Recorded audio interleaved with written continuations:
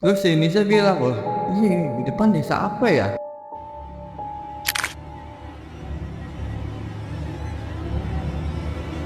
Nisa ini melihat memang berapa kali kelebatan bayang hitam, cepat dan lalu menghilang.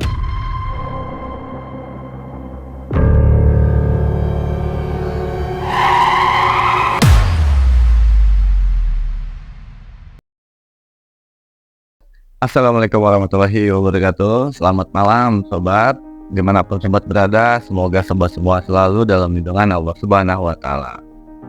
Terima kasih bagi yang sudah menonton kembali video ini dan mengklik videonya. Saya mengucapkan banyak-banyak terima kasih. Serta yang buat baru menonton, saya ucapkan selamat datang dan semoga menikmati cerita ini. Dan yang buat baru pulang kerja, jangan lupa seduh dulu kopinya. Dan jangan lupa ambil posisi ternyaman agar menikmati video ini. Buat yang mau beristirahat juga jangan lupa tarik selimut. Yuk kita saksikan bareng-bareng cerita mistis dari Mas Bayu ini.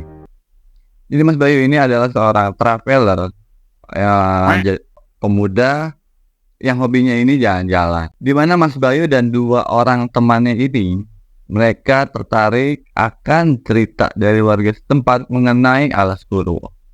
Jadi Mas Bayu ini ke sana bersama dua orang temannya dan mengalami benar-benar banyak sekali kejadian-kejadian mistis yang menimpa Mas Bayu dan dua orang temannya ini. Ya, bagaimana untuk keseruan kisahnya kita saksikan sampai habis. Dan jangan lupa yang belum klik tombol subscribe ya, kita klik dulu yuk biar nggak ketinggalan video terbaru dari Menyikap Malam. Tanpa banyak waktu lagi, begini ceritanya.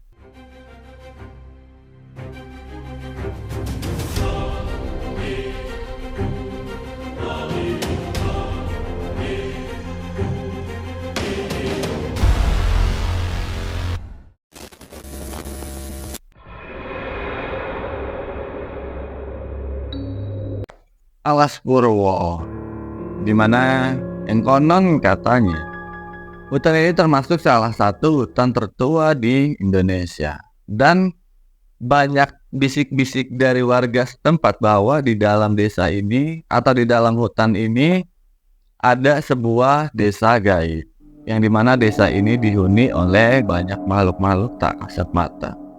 Dan banyak juga cerita di mana ada seseorang yang masuk ke desa tersebut atau ke hutan tersebut lebih tepatnya, itu tidak bisa kembali dan tidak jelas kebenarannya untuk kembali pulang. Lantas Mas Bayu dan dua orang temannya ini, Dayat dan Nisa, mencoba untuk menelusuri hutan tersebut. Ya, memang awalnya mereka hanya ingin jalan-jalan aja ya, hanya ingin melewati hari-harinya dengan menikmati keindahan alam yang ada di hutan tersebut. Namun Alas Purwo ini termasuk salah satu hutan yang banyak sekali menyimpan keganjilan yang ada di dalamnya. Lalu Mas Bayu mencoba untuk ke sana.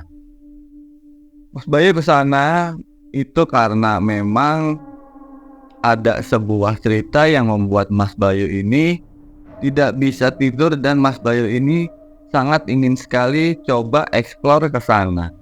Namun Mas Bayu tidak mau sendiri, Mas Bayu ke sana bertiga.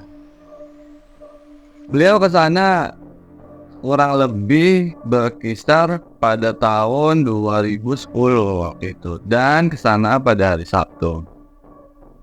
Mas Bayu ke sana mengontak dua temannya ini, dan alhamdulillahnya temannya ini mau menemani untuk ke sana. Singkat cerita, ketika Mas Bayu jalan ini pada pukul 10 pagi, ini Mas Bayu tiba-tiba mendapat telepon dari saudaranya yang ada di sana. Mas Bayu pun bercerita, "Saya ingin ke sana, Pak De." Kita anggap aja saudaranya ini namanya Pak De. "Saya ingin ke Alas Purwo, Pak De." Ya, hanya ingin camping-camping biasa aja lah, sekalian refreshing otak, karena memang di tempat saya ini, atau lebih tepatnya di lingkungan saya ini, saya butuh refreshing keluar hingga saya bisa fokus untuk bekerja kembali.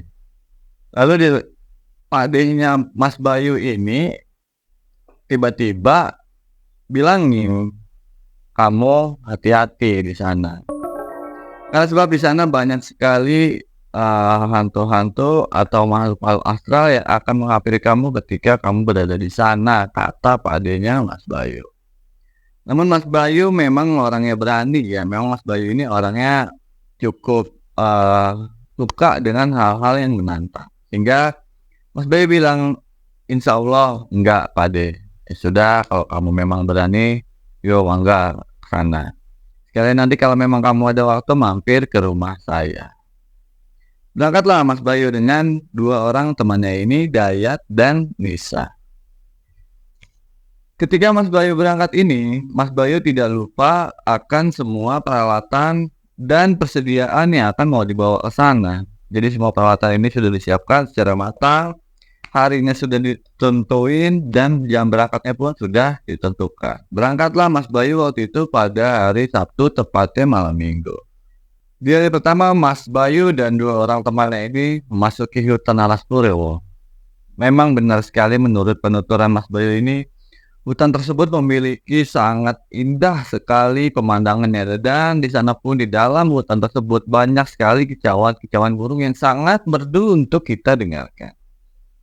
Namun ketika makin dalam Mas Bayu melangkah, ketika semakin lama Mas Bayu masuk ke dalam, tiba-tiba Mas Bayu dan 2 orang temannya ini itu mendapat sebuah keanehan. Yang dimana yang tadinya pohon-pohon rindang di tempat tersebut bersahabat dengan mereka, di mana kicauan-kicauan merdu burung itu terdengar oleh mereka tiba-tiba sunyi, kelam, dan tidak terdengar. Waktu itu perjalanan Mas Bayu ini masuk pada pukul 8 malam ya. Karena memang Mas Bayu dan 2 orang temannya ini ya hanya ingin camping aja di tempat tersebut. Niatnya begitu memang. Namun setelah lama mereka berjalan masuk ke dalam hutan sambil berbincang-bincang. Nisa ini lalu karena memang takutnya bete atau bosan ya, Nisa ini nyeletuk berbicara kepada 2 orang temannya ini. Nisa bilang begini, kalian tahu gak bahwa di hutan ini nih ada sebuah desa gaib yang menurut saya ini sangat seru sekali didengar ceritanya. Kata Nisa begitu. Lantas si Dayat ini jawab, lu yang bener nih. Kemarin-kemarin gue cuma dengar sekilas aja, nggak terlalu jelas ceritanya. Namun kalau memang itu benar, masa iya sih. Kepo nih gue jadinya begitu menurut omongan Dayat.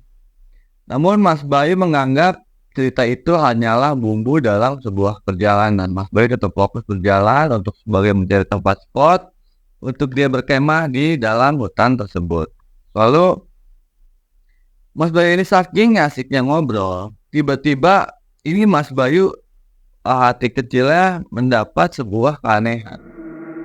Dimana semakin lama, semakin dalam Mas Bayu memasuki hutan itu, ini Mas Bayu seperti ada yang mengikuti dari belakang, entah siapa.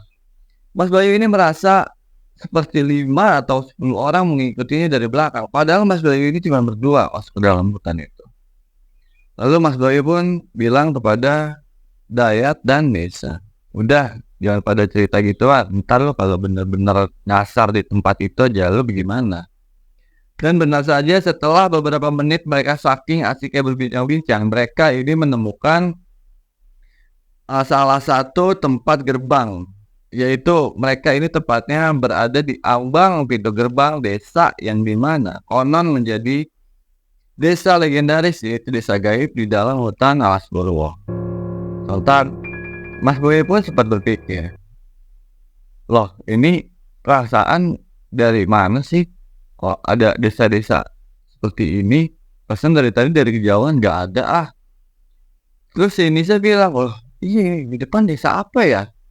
Lalu Daya tuh menjawab, "Loh itu kok ada desa sih, Bay?" Dia bilang begitu. Langsung yaudah Mas Bayu bilang, "Yaudah kita lanjutin perjalanan aja, barangkali di jalan tersebut ada rumah warga yang bisa kita tempatkan untuk istirahat di dalam ya, hanya sekedar bermalam aja, besok pagi melanjutkan untuk berjalan." Namun Beberapa langkah Mas Bayu dan dua orang temannya ini masuk ke desa itu. Mas Bayu disambut oleh satu orang nenek-nenek. Ditanyalah sama nenek-nenek itu, "Mas, tau gak nak mau kemana malam-malam begini?" Namun nenek itu hanya menundukkan wajahnya, tidak mau menampakkan wujud si nenek. Dijawab sama Mas Bayu, "Ya, saya hanya sekedar ingin jalan-jalan nih. Ya syukur-syukur saya ingin dapat penginapan atau saya ingin cari penginapan untuk bermalam sebentar di sini." Nenek itu pun tidak menjawab dan sementara Lisa ini di belakang sambil matanya ini sayup-sayup melihat di sekeliling desa tersebut. Lisa ini melihat memang berapa kali kelebatan bayang hitam cepat dan lalu menghilang. Entah Nisa ini berpikir bahwa itu hanya halusinasi saja atau memang itu hewan-hewan tersebut. Memang mistis yang dialami Bayu dan Nisa serta Dayat ini memang tidak bisa dijamah oleh logika, sangat sulit sekali dijamah oleh logika. Yang dimana tempatnya desa ini memilih untuk siapa yang bisa menemukan, atau desa ini memilih siapa yang bisa menemukan desa tersebut. Jadi nggak sembarang orang menurut cerita dari Mas Bayu tuh gitu. Sontak, ya sudah, Nek, kami melanjutkan perjalanan. Nenek itu pun hanya diam dan sambil menundukkan wajahnya. Setelah Mas Bayu jalan semakin jauh ke dalam desa, nemulah Mas Bayu ini sebuah rumah gubuk kecil. Dan pemilik rumahnya ini hanya dua orang saja, suami istri. Kita anggap aja rumah ini adalah Pak D. Jarwo dan Bu Nini. Bayu dan dua orang temannya ini berbicara kepada pemilik rumah. "Assalamualaikum Pak, Bu, saya dari Jakarta, boleh nggak malam hari ini saya ingin numpang menginap semalam di sini. Ini kami kalau tidak boleh di dalam, kami ini bawa tenda kok di tas, tenda buat camping-camping gitu." Ya udah, akhirnya si Pak D. Jaworo ini bilang kepada Mas Bayu, "Silakan. Nah, tapi jangan lupa kamu tidak boleh buang sampah sembarangan. Dan kamu ini sangat dijaga sekali lisannya, tidak boleh sembarangan berbicara." Setelah masuk di dalam rumah tersebut pun, Bayu, Dayas, dan Nisa ini disambut baik oleh pemilik rumah. Dan sempat disuguhkan 3 cangkir teh hangat lalu beberapa kue-kue untuk dihidangkan. Lalu pemilik rumah tersebut bertanya kepada 3 orang ini, "Kalian dari mana dan mau kemana?" Langsung dijawablah oleh Dayat, temannya Mas Bayu, "Kami hanya ingin berkemah aja Pak, sambil ya sekalian jalan-jalan menikmati pemandangan hutan sekitar. Karena memang kami ini bekerja sudah lama sekali tidak jalan-jalan atau refreshing otak." Si bapak itu pun langsung diam dan tersenyum semeringah. Namun senyumnya ini senyum-senyum yang sangat menyeramkan. Senyumnya ini seperti, wah saya tidak membayangkan, mungkin teman-teman bisa ngebayangin. Jadi ketika kita masuk di rumah, dan rumahnya ini memang benar-benar rumah yang ada di dalam desa gaib. Lanjut cerita, Nisa pun waktu itu diajaklah oleh Bu Nini, istrinya Pak Jarwo, untuk beranjak ke kamarnya agar Bu Nini ini sama Nisa tidur di tempat kamarnya Bu Nini bersama Bu Nini. "Kamu kalau di sini hati-hati, kamu sangat jaga sekali lisan dan kamu nih jangan buang sampah sembarangan." Nisa itu pun hanya diam saja sambil menundukkan wajahnya karena memang rada sedikit takut ya. Dimana aura di dalam rumah itu tuh memang menurut Nisa aura yang berbeda sekali seperti rumah pada umumnya. Masuklah Nisa ke dalam kamar Bu Nini bersama Bu Nini.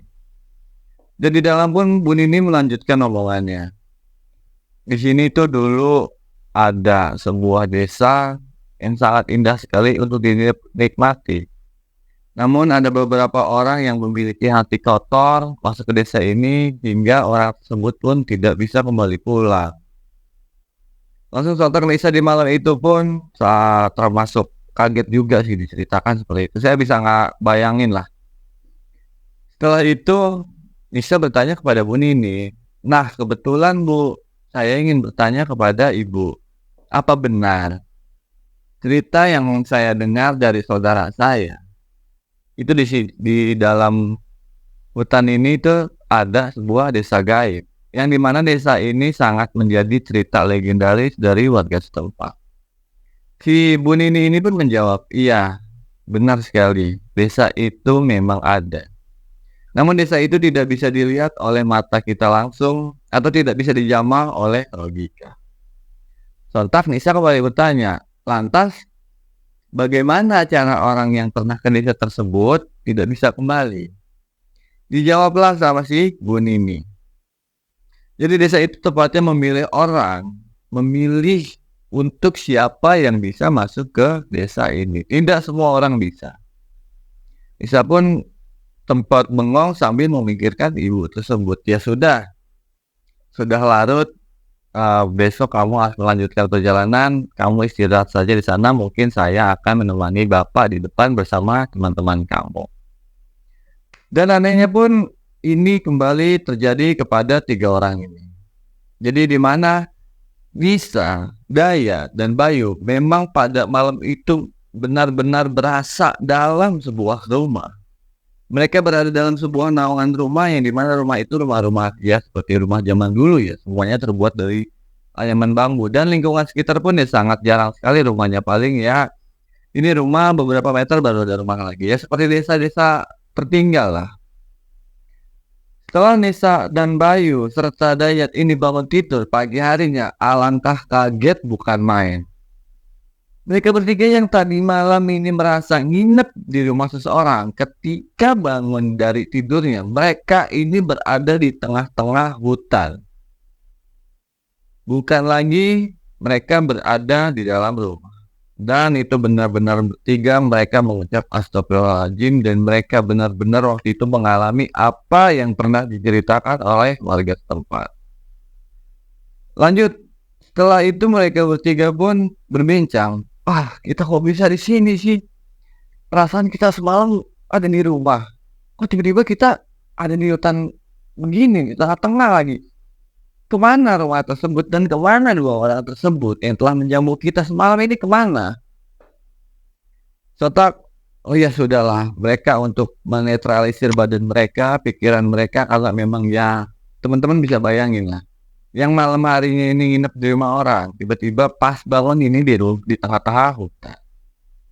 Lanjut, pas Boy pun menjalan lagi, semakin masuk ke dalam, jalan, lalu keanehan menimpa temannya Mas Bayu ini, si Dayat. Tiba-tiba Mas Dayat berbincang kepada Mas Bayu, "Bay, berhenti sebentar deh, kayaknya pundak gua nih berat banget. Pundak gua nih sepertinya pegal, perlu istirahat deh sebentar." Akhirnya Mas Dayat pun waktu itu duduklah sempat istirahat. Ketika beberapa menit Mas Dayat beristirahat, ini Mas Dayat yang kata Mas Bayu ini benar-benar aneh sekali. Mas Dayat ini berbicara bahasa Jawa, ini bahasa Jawanya bahasa Jawa kuno, bahasa Jawa dulu lah. Sedangkan Mas Dayat ini bukan asli orang Jawa. Jadi menurut saya sih cukup aneh ya. Jadi Mas Dayat ini berbicara bahasa Jawa kuno lah gitu. Dan ditanyalah kepada Mas Bayu, "Lu ngomong apaan sih ya?" So, terus Mas Dayat ini ngomong bahasa Jawa kuno, dan ketika itu juga Mas Dayat langsung kesurupan. Mas Dayat itu langsung kesurupan dan berbicara kepada Nisa, kepada si Bayu agar cepat-cepat meninggalkan tempat ini dan tidak boleh berlama-lama. Waktu itu Mas Dayat berbicara, "Cepat kamu tinggalkan tempat ini dan jangan pernah lagi kamu kembali ke tempat ini, atau kamu orang tidak bisa saya buat kembali pulang ke rumah."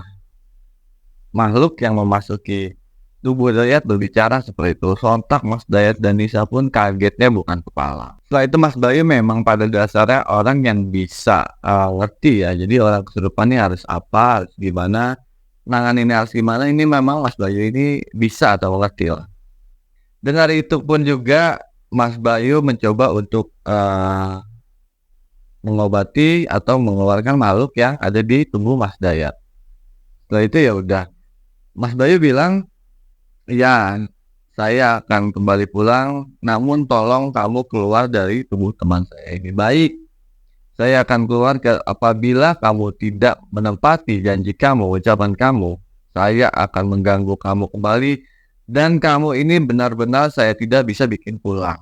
Ketika makhluk ini keluar, Mas Dayat pun, Mas Bayu serta Nisa melanjutkan perjalanannya.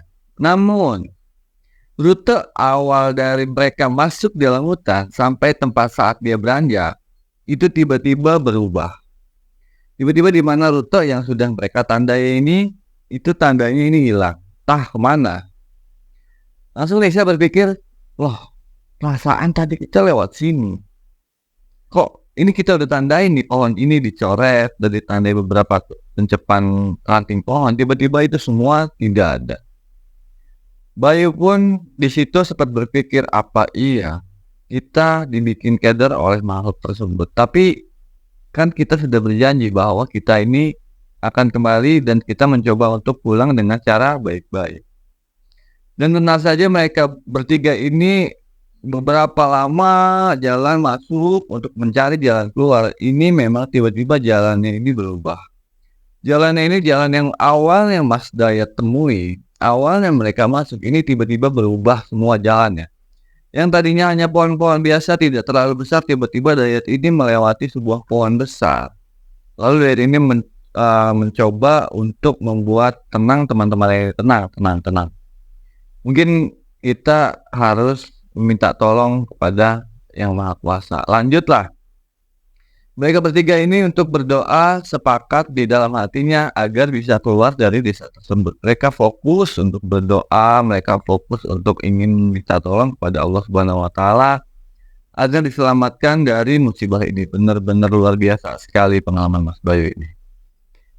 Ketika beberapa menit Mas Bayu, Mas Dayat berdoa dan benar saja menemukan satu buah titik terang untuk menuju jalan pulang.